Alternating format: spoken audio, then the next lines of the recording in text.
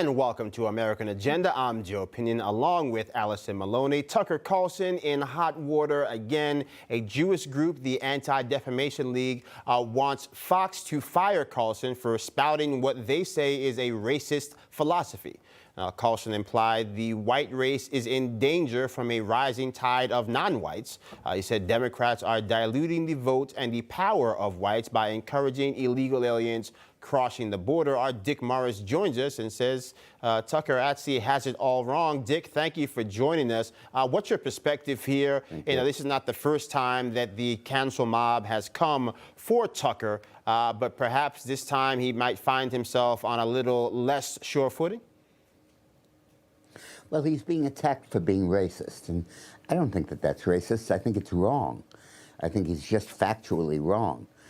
He is assuming that politics is linear, that you get a Latino immigrant and he's going to replace an Anglo voter. And the Anglo voter was going to vote Republican and the Latino will vote Democrat. That's just not true.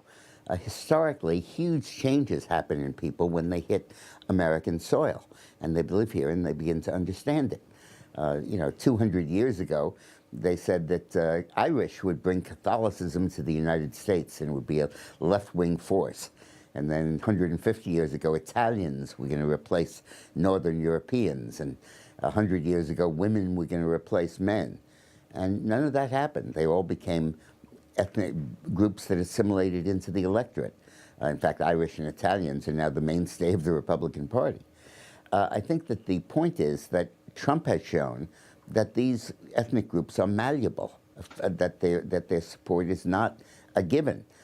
His share of the Latino vote in 2020 went from a little more than a quarter to about 1/3, which was a huge change. In California, it was more muted.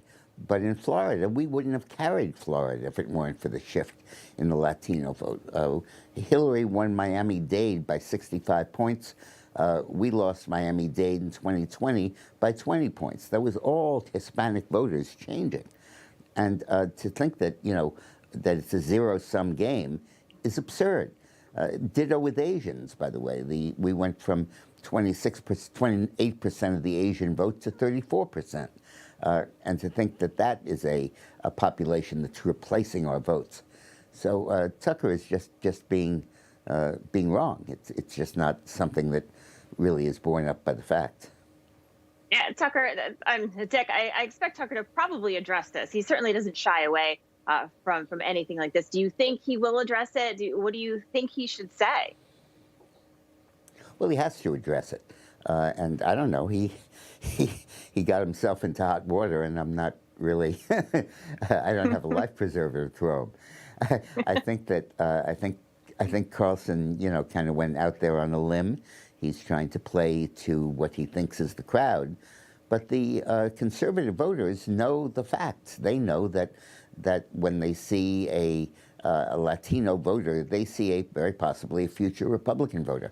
What's happening with the Latino population is that they come from countries that were horribly oppressed, afflicted with corruption, it's controlled by drug dealers, and with welfare systems that debilitated their population. And they know that that doesn't work. That's why they came here in the first place. And when they see the radical left trying to recreate Mexico or Venezuela in the United States, they run screaming, just like they ran from their countries. And that's why Antifa and all of those built up our Latino vote, because they said, I've seen that stuff before. I've seen it with Chavez. I've seen it with Castro. And that's what these guys are. Same reason Eastern Europeans are voting Republican, because they lived with communism. They know that what this is all about. Well, I think to your point, when you look at somebody like Joe Biden, looking at what's happening in China with the Uyghurs, calling it cultural norms, when we know it's absolute genocide, I think, again, people who have been in those places, who've seen it up close, the horrors, they know to turn and run. But Dick Morris, I have to leave it there, my friend. As always, thank you for joining us. We'll talk to you soon. Thank you. Thank you. All right, well, Newsmax TV has a great app, and you can use it to watch us anywhere. Just download the free app on your iPhone or Android phone and start watching. What's really nice is that the Newsmax app is absolutely free. That's F-R-E-E free, as in you don't have to pay a dime. You want to watch Fox, CNN, MSNBC, or most of the cable networks, you have to do some kind of subscription, but not here at Newsmax. You can just log on to our website or on our app. That's right. As Joe said, we are 100% free, and that's why millions of people are now using our app and watching us on OTT devices. It takes probably less than a minute to head over to the App Store on your iPhone or Android phone right now and download it, Newsmax TV. The app has been downloaded more than 5 million times, so head over. We think you'll like it.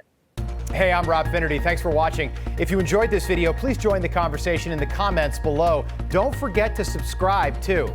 Hit the bell icon to be alerted to breaking news. And remember, there's a whole lot more on Newsmax TV, America's fastest growing cable news network. Newsmax TV, we're real news for real people.